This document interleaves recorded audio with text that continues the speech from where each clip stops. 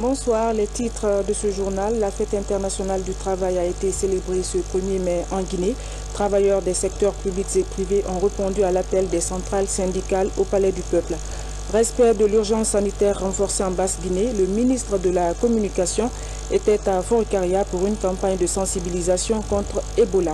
Et puis depuis un bon moment, de nouveaux ambulants arpentent les rues de Conakry. Il s'agit des Indiens qui vendent des produits aux citoyens guinéens sans aucune autorisation. Mesdames et messieurs, bonsoir et bienvenue dans cette édition. L'actualité guinéenne pour dire que Conakry aussi a célébré ce 1er mai la Journée internationale du travail placée sous le thème Ebola, insécurité et paix. Journée chômée et payée pour tous les travailleurs des secteurs publics et privés et des retrouvailles au Palais du Peuple pour des discours d'engagement. Les festivités ont été présidées par le chef de l'État, professeur Alpha Condé. Compte rendu, Ibrahima Keïta. Ebola, insécurité et paix. C'est sous ce thème que la fête internationale des travailleurs a été célébrée ce 1er mai ici à Conakry. Elles étaient 6 centrales syndicales à se retrouver pour cette fête anniversaire, la 129e du genre. Ils étaient donc là, travailleurs du secteur public et privé guinéen, pour dire à l'unisson Ebola, ça suffit. Cela à travers une mobilisation qui atteste la volonté du Guinéen de vaincre Ebola afin de permettre à la Guinée de continuer sa marche vers le développement. Le mouvement syndical guinéen s'est senti particulièrement touché par le phénomène, car il a causé des fermetures d'entreprises, sociétés et, par ricochet, des mises en congé techniques et des licenciements de plusieurs travailleurs. Camarades travailleurs et travailleuses, aujourd'hui encore, on n'en finit pas de parler d'Ebola. Aussi, la mobilisation est plus que nécessaire pour bouter hors de nos frontières cette tueuse qui n'a épargné aucune couche sociale et aucune région de notre pays. Dans leur manifeste, le mouvement syndical guinéen a demandé aux hommes politiques de mettre la Guinée au-dessus de toute autre considération. La nation nous interpelle, ce qui du coup nous impose ce devoir légal et légitime qui est celui de prendre tout le courage en main afin d'inviter tous les partis politiques, majorité et opposition, sinon gouvernement et opposition, à arrêter de prendre le peuple en otage tout simplement pour des intérêts personnels et égoïstes. Présenté en 12 points, le cahier d'audience du mouvement syndical a demandé au gouvernement guinéen de poursuivre les efforts dans l'amélioration des conditions de vie des travailleurs. De toute évidence, les efforts du gouvernement ont permis une augmentation de 110% du salaire des fonctionnaires entre 2011 et 2014. Dans cette lancée, le gouvernement compte aller loin. Féliciter cette collaboration qu'il y a eu entre le gouvernement et les partenaires sociaux ici présents et qui a abouti à de grandes avancées dans le domaine du travail en Guinée.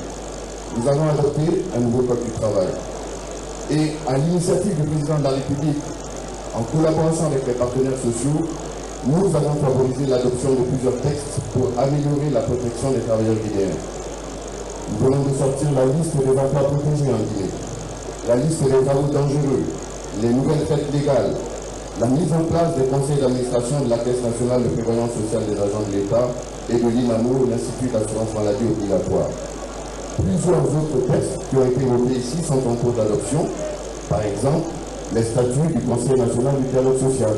Dans son intervention, le chef de l'État a insisté sur la responsabilité individuelle et collective de chaque Guinéen face au devenir de la nation. Pour le professeur Alpha Condé, rien ne sert de mentir au peuple. Seule la vérité nous aide à atteindre les objectifs du développement. Pour le chef de l'État, la Guinée vient de loin et doit lever les obstacles pour assurer son développement. Pour cela, le professeur Alpha Condé a mis l'accent sur la formation. Le président guinéen a surtout rendu hommage aux travailleurs guinéens avant d'inviter les uns et les autres à plus d'engagement et de responsabilité pour vaincre Ebola. Quand j'ai été élu président, j'ai dit j'héritais d'un pays, pas d'un État. Il n'y avait pas d'État en Guinée. C'était l'anarchie. Quand ça prend à Amadou, il s'arrête en plein milieu de la rue pour parler à sa copine et il empêche tout le monde de circuler sans la loi. Voilà la Guinée.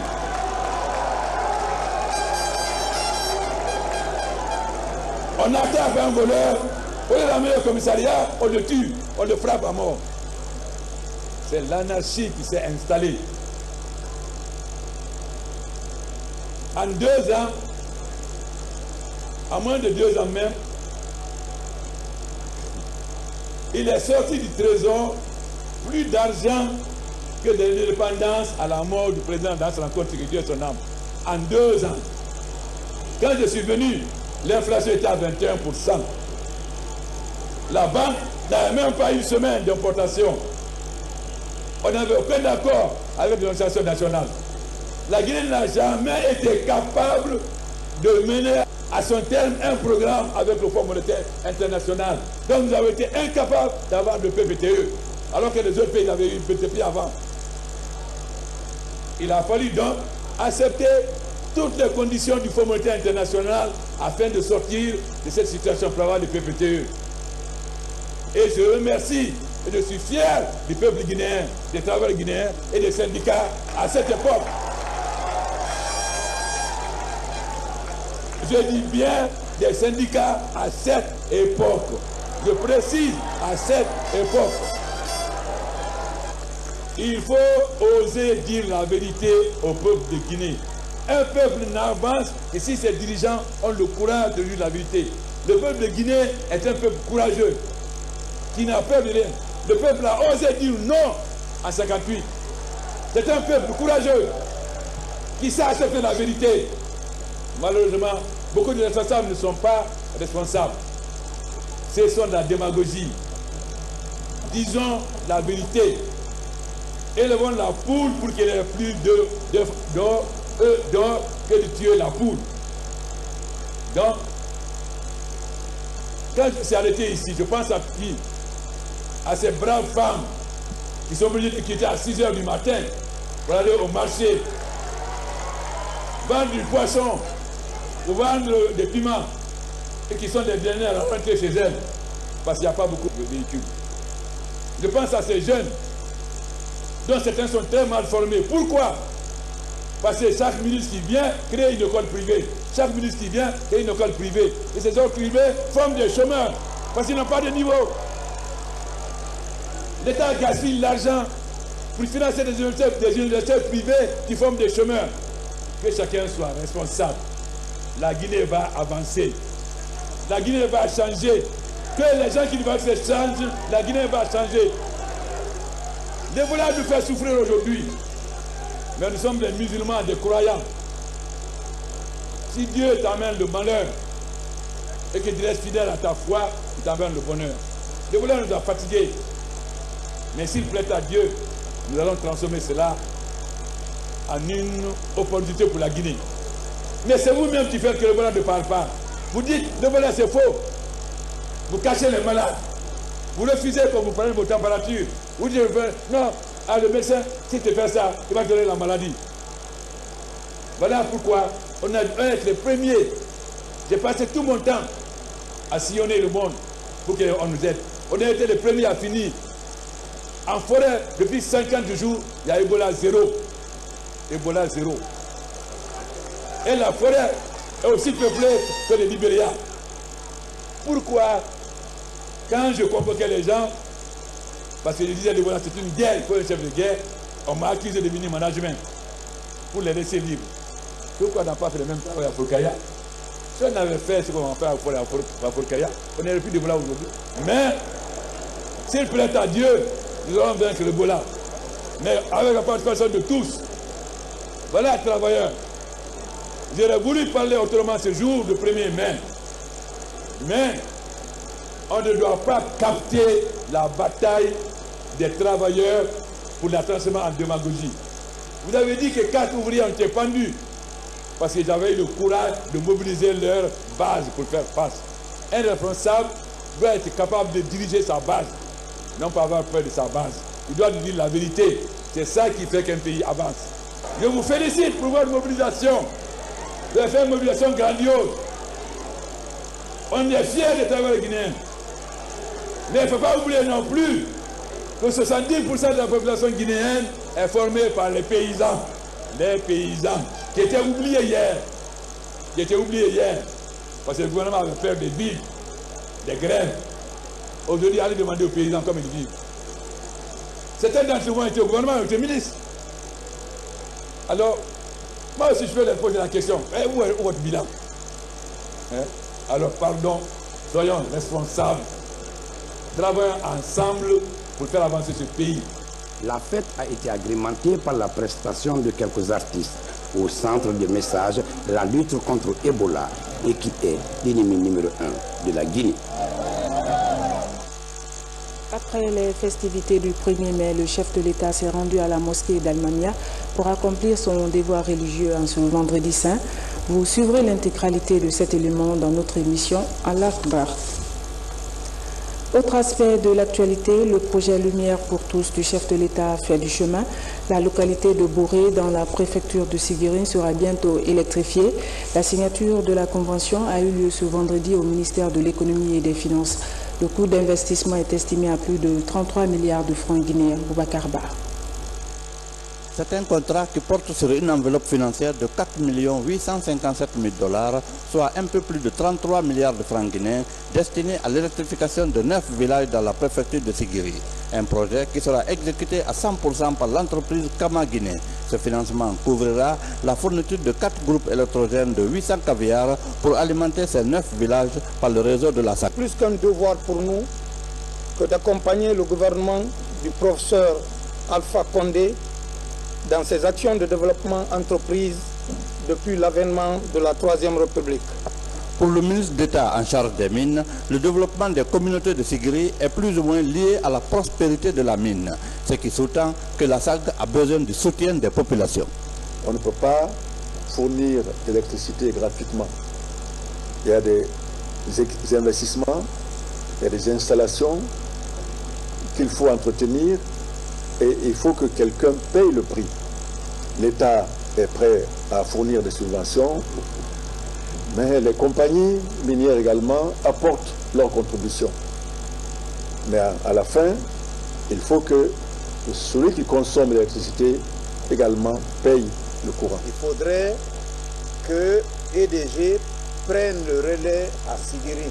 Il faut réglementer ça pour que EDG et le ministère s'engagent à régulariser la situation à Siguiri. Cette cérémonie, qui s'est déroulée en présence des représentants des localités concernées, a permis aux uns et aux autres de remercier le gouvernement pour les efforts considérables qu'il ne cesse de déployer en faveur des populations.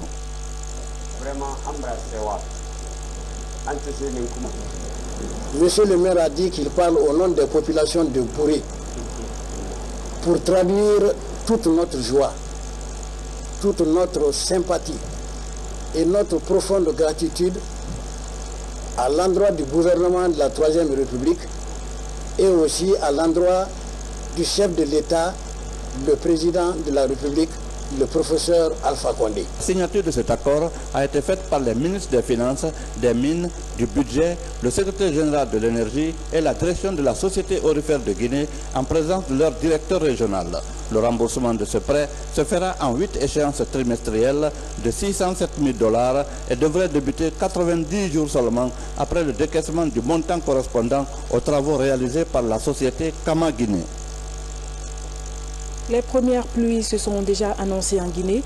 Pour les organisations paysannes, l'heure est aux préparatifs de la campagne agricole. Plus de 16 000 tonnes d'engrais sont arrivées au port autonome de Conakry. Le débarquement a commencé et les premiers camions sont en route pour l'intérieur du pays. Toutes les dispositions sont prises pour une bonne campagne. Mohamed Alpha Baldé. Après leur arrivée au port autonome de Conakry, la distribution des 16 000 tonnes d'engrais vers les agriculteurs se poursuit. Plusieurs camions se relaient et embarquent direction l'intérieur du pays. Le patron de la Chambre nationale d'agriculture vient apprécier les travaux et accompagner l'opération. En forêt, déjà les grandes pluies ont commencé. Mais avec ce que j'ai vu ici et les camions déjà sortis, je pense qu'ils pourront respecter les délais de livraison. Déjà, nous avons recensé tous leurs besoins. Donc, on enverra par sous-préfecture en fonction de leur demande. Donc la qualité de l'engrais, je suis satisfait de la qualité. Contrairement aux années précédentes, cette année, c'est une entreprise nationale, ECAP Guinée, qui a eu le marché suite à un appel d'offres. Elle entend honorer son contrat qui s'étend jusqu'à la livraison des engrais dans les 33 préfectures du pays. Nous avons conclu des contrats avec certaines sociétés de transport qui s'occupent à l'acheminement des engrais. Il y a des camions qui sont déjà arrivés. Monsieur le Président peut attester ça. Tous les jours, il y a des camions qui sont... Le rythme ne sera pas interrompu. La Guinée compte atteindre l'autosuffisance alimentaire et devenir le principal grenier de la sous-région. La fourniture de ces engrais, subventionnés à hauteur de 50% par le gouvernement, devrait favoriser l'atteinte de ces objectifs. Préparatifs de la prochaine élection présidentielle prévue le 11 octobre, la CENI, institution chargée d'organiser le scrutin, s'attelle au bon déroulement du chronogramme face aux récentes plaintes de certains agents des commissions administratives de révision des listes électorales liées au paiement de leurs primes. Le vice-président de la CENI apporte des précisions au micro de Thiernos Mandialo. C'est la révision des listes électorales à partir de notre atelier de Mamou. Cette révision a commencé le 24 avril dernier. Mais il faut reconnaître qu'il y a un certain nombre de problèmes pour lesquels la CENI devait apporter des solutions et des précisions. La révision ayant commencé le 24, il y a certaines CARL, commission de révision des listes électorales, notamment à Dixine et ailleurs, dont les membres ne sont pas fréquents à la CARL, soit disant que la prime qui leur est allouée est petite. La prime, c'était 300 000 francs par membre. Et la CENI a tenu deux réunions, une réunion du bureau et une plénière, à l'issue desquelles il est bon de savoir que chacune des 2203 cartes recevra, et pour la révision et pour l'affichage de correction pour ces deux opérations, chaque carte recevra 3 millions de francs. Les 3 millions de francs vont être payés de la manière suivante.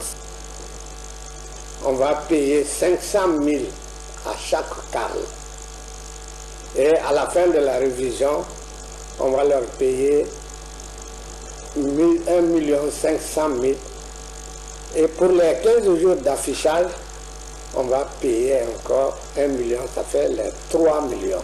Soit chaque membre de CAN percevra 600 000 francs pour les opérations.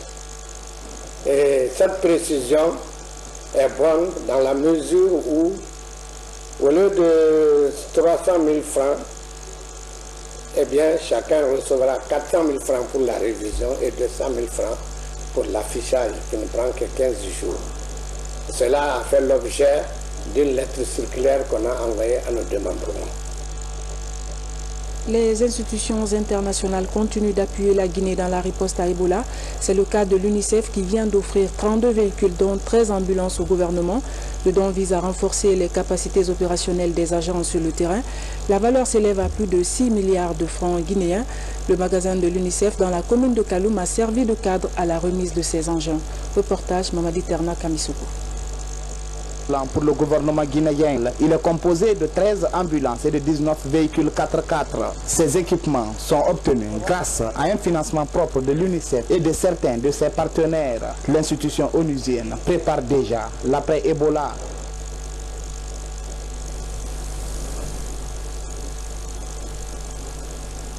Du système de santé, parce que c'est ce qui a fait que Ebola a pris une telle ampleur. Nous allons suivre avec le ministère et avec la coordination nationale et bien sûr avec le gouvernement pour que cela puisse être le cas afin de renforcer et de redémarrer le système de santé qui est actuellement assez fragilisé par l'épidémie d'Ebola. Dans ce lot de véhicules, un est destiné au secrétariat général aux affaires religieuses et un autre à la synergie des radios de la RTG. Ceci nous met encore une fois la corde au cou et ici, au nom de tous mes collègues de l'équipe de la synergie, des différentes stations de radio de la RTG, du ministère de la Communication, je voudrais réitérer encore une fois que nous, on se battra toujours la synergie des radios se battra pour le maximum de la communication parce qu'on sait que Ebola s'en va par la communication, par la sensibilisation et par les traitements. Dans le centre de traitement Ebola du pays, il ne reste plus que 9 malades. L'épidémie est à bout de souffle. Pour le ministre de la Coopération internationale, ces engins roulants renforceront les équipes dans l'assaut final contre ce virus mortel qui a tué plus de 3000 Guinéens. 6,5 milliards de francs guinéens et aux nombreux efforts consentis par l'UNICEF dans le cadre de la lutte contre cette maladie à virus. Dans les prochains jours, l'UNICEF compte mettre 7 autres ambulances à la disposition de la Guinée, ce qui portera à 60 le nombre d'ambulances offertes au pays depuis le début de l'épidémie. Respect de l'urgence sanitaire renforcée en Basse-Guinée, épicentre de la maladie Ebola. Le ministre de la Communication et sa délégation étaient dans le Mouria pour une campagne de sensibilisation. Ils ont mis l'accent sur le respect des règles d'hygiène et les enterrements sécurisés. Explication Mikini Moussa Kamara, Mohamed Kourouma. À Forêt-Karia, la dernière ligne droite est amorcée dans la lutte contre Ebola. Le ministre de la Communication poursuit sa mobilisation pour éradiquer l'épidémie. À Daloya, l'un des 11 districts de la sous-préfecture de Siorou, les populations sont encouragées à poursuivre le respect des règles d'hygiène et à accepter les enterrements sécurisés. Depuis près d'une semaine aujourd'hui, nous sommes en train de ratisser Forêt-Karia, puisqu'il y a des informations qui ont laissé croire qu'à Forêt-Karia, qu'il y a encore de la réticence et même de la résistance. Donc nous avons visité toutes les localités concernées. Par bonheur, nous avons trouvé que la réticence presque n'existe pas. C'est vrai que quelque part, dans 2 villages, il y a eu des enterrements non sécurisés. Donc nous sommes venus pour renforcer la sensibilisation, pour éviter de tels comportements, puisque des enterrements non sécurisés sont vecteurs de transmission d'Ebola. Et aujourd'hui, à Daloya, nous avons expliqué les conséquences des enterrements non sécurisés et nous avons dit que toute personne qui se rendra coupable d'un enterrement non sécurisé sera interpellée et répondra devant la loi. La situation est sous contrôle selon les derniers chiffres désormais à Forêt-Karia. Les résultats du dernier bilan épidémiologique suscitent d'espoir dans la préfecture. Les dernières statistiques de la situation épidémiologique de la préfecture datent d'hier. De Forêt-Karia, je veux dire. Hier, nous avons notifié un cas positif. Ce cas est parmi nos suspects et un décès communautaire qui s'est aussi avéré positif. Donc il y a une grande diminution des cas au niveau de la préfecture, mais qu'à cela ne tienne, nous continuons à notifier les cas. On a beaucoup de contacts à suivre, on a 900 et quelques contacts que nous suivons actuellement.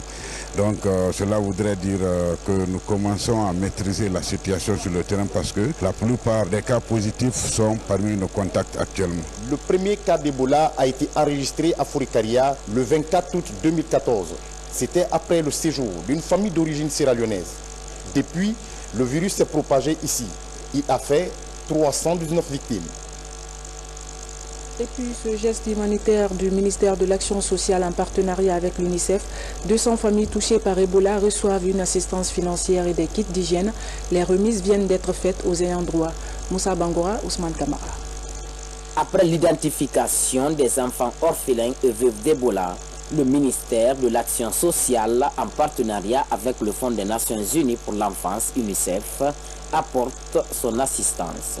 Elle vient de bénéficier d'une enveloppe financière et des kits d'hygiène. L'opération touche 200 familles des 24 quartiers que compte la commune de Matam. Je suis très réjoui parce que l'UNICEF aide la Guinée. Aujourd'hui, il est dans Matam. Ça fait à peine 24 heures qu'il a aidé les chefs de quartier en donnant 130 motos pour sillonner les quartiers et de remonter les informations. C'est un ouf de soulagement parce qu'au lieu de donner à manger, il faut apprendre à chercher soi-même et c'est ce que l'UNICEF vient d'initier. Au cours de cette rencontre, la situation épidémiologique est faite par la directrice régionale de la santé de Conakry. Toute chose qui réjouit les pouvoirs publics et les partenaires du pays. Car de nos jours, pas de malades d'Ebola dans cette commune selon les autorités sanitaires. Aujourd'hui, il n'y a pas de réticence. particulièrement à Matam, il n'y en a pas du tout. Il ne reste plus que 7 familles que nous sommes en train de suivre. Au niveau de ces 7 familles, nous avons 81 contacts. Contact ne veut pas dire malade. Ce projet, dénommé Cash Transfert, s'étendra dans les autres préfectures touchées par la maladie. La pérennisation de cette activité dépend de la mise en œuvre de ce projet sur le terrain. Vous avez dû le remarquer, depuis un bon moment dans les rues de Conakry, de nouveaux ambulants arpentent les artères principales. Des commerçants venus de l'Inde sillonnent la capitale sans aucune autorisation. Ces Indiens vendent des produits, selon eux, faits à base de plantes aux citoyens guinéens. C'est un reportage de Fatima Diallo, Mohamed Alpha Baldé. Conakry, depuis plus de 2 mois. Venus de l'Inde, ils vendent des produits à base d'herbes médicinales, des bracelets et des bagues. Le nombre de ces Indiens ne cesse d'accroître au jour le jour à Conakry. Leur plus grand nombre se trouve à Madina, le plus grand centre d'affaires du pays. Ces produits soignent l'hypertension artérielle, le diabète et aussi des massages. Cet autre produit doit être appliqué pendant 6 mois pour que les cheveux poussent bien. Il ne manque pas de clients, mais les avis divergent quant à l'efficacité de ces produits.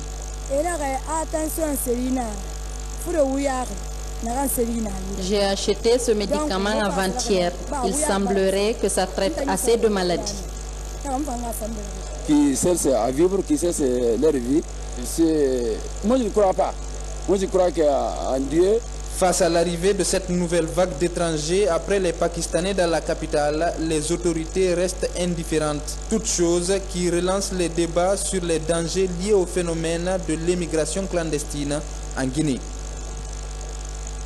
Il était secrétaire exécutif du PEDN à Kaloum, désormais chargé de communication et de propagande de la synergie Alpha 2015. L'arrivée de Soriba Silla Dinalou dans la grande famille arc-en-ciel a été vivement saluée par les militants du parti lors d'une cérémonie organisée à cet effet à Corentine dans la commune de Kaloum. Compte rendu Mamadi Kouma. Le départ de Soriba Silla Dinalo du PDN pour le RPG Arc-en-Ciel a été vivement salué par les militants du parti au pouvoir. Ils l'ont fait savoir ce jeudi à Corentine dans la commune de Kaloum à travers cette cérémonie organisée par le mouvement Alpha 2015. Adhérer à un parti politique, c'est une conviction. Le quitter aussi, c'est une autre vocation. Quand l'arbitre va siffler le soufflet, vous verrez ce dont je serai capable pour le professeur Alpha Condé. Je t'aiderai en tout cas à avoir le deuxième mandat. Nous l'accueillons à bras ouverts. Nous disons merci et chaleureuse bienvenue. Soriba Silla Dinalo sera désormais le chargé de communication et de propagande du mouvement Alpha 2015. Voilà, mesdames et messieurs, c'est la fin de ce journal. Merci à vous de l'avoir suivi. Excellente soirée en compagnie de nos programmes. Bonsoir et à demain.